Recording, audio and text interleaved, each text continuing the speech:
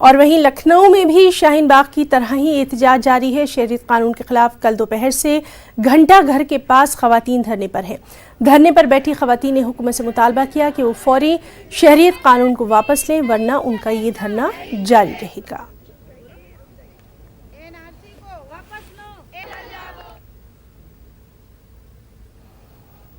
सब आए थे मिलने और मगर कुछ बात नहीं हुई, अपना राउंड लगा के चले गए देख के।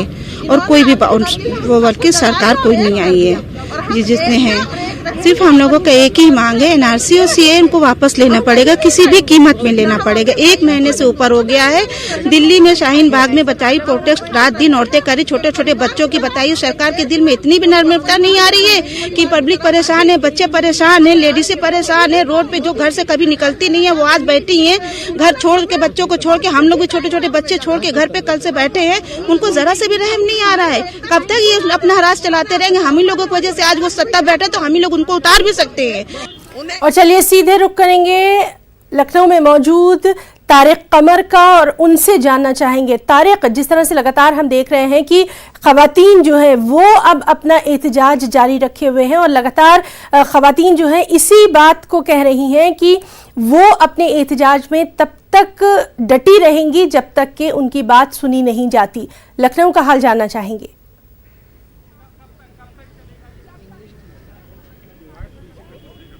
देखिए, बहुत अहम बात यह है कि लखनऊ तो बागों का शहर है, लेकिन यहाँ पर भी एक और शाहीन बाग की तैयारी कल से शुरू कर दी गई और बहुत अहम लोग यहाँ पर जमा हैं। ख़ास तौर से सदफ जाफ़र हमारे साथ हैं। जैसा कि आप दिखाती रही हैं अपने बुलेटिन्स में मुसलसल कि सदर जाफ़र को जिस अंदाज से गिरफ्तार किया गया था, फिर उनकी रिहाई को यकीनी बनाया गया, लेकिन उनके हौसले जो हैं वो अभी तक थके नहीं हैं, उनका अज़्म अभी तक महकम है और वो हमारे साथ मौजूद हैं। उनसे बात करते हैं। सदफ, जाहिर है जो कुछ भी आपके साथ किया गया, ज़दोकोब किया गया, परेशान किया गया, उसके बावजूद भी आप एक पूरे हलके के साथ, पूरे मुजाहिरीन के साथ यहाँ पर मौजूद हैं। क्या चाहती हैं आप? देखिए, मेरे साथ जो हुआ और जो मैंने झेला वो कोई नई बात नहीं है। हम लगातार देख रहे थे कि 19 दिसंबर के बाद जिस तरह का पुलिसिया दमन हुआ है छोटे छोटे बच्चों के साथ, मदरसे के बच्चों के साथ, माइनर्स के साथ, एक पर्टिकुलर तबके के बच्चों के साथ ख़ास तौर से, और सिर्फ यही नहीं बल्कि मेरे साथ जो मुझे ढूंढने लोग आए उनके साथ भी, सोशल एक्टिविस्टों के साथ।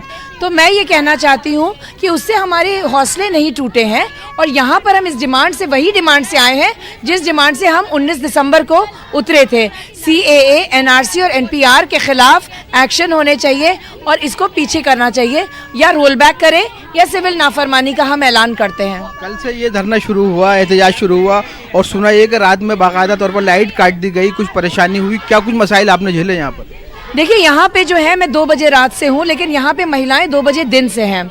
यहाँ पे टॉयलेट्स, स्वच्छ भारत अभियान की बात करने वाले मोदी जी की सरकार, उन्होंने यहाँ पे जो पब्लिक टॉयलेट आप सामने देख रहे हैं उस पर ताला लगा दिया, जानते हुए कि यहाँ पे महिलाएं बैठी हुई हैं।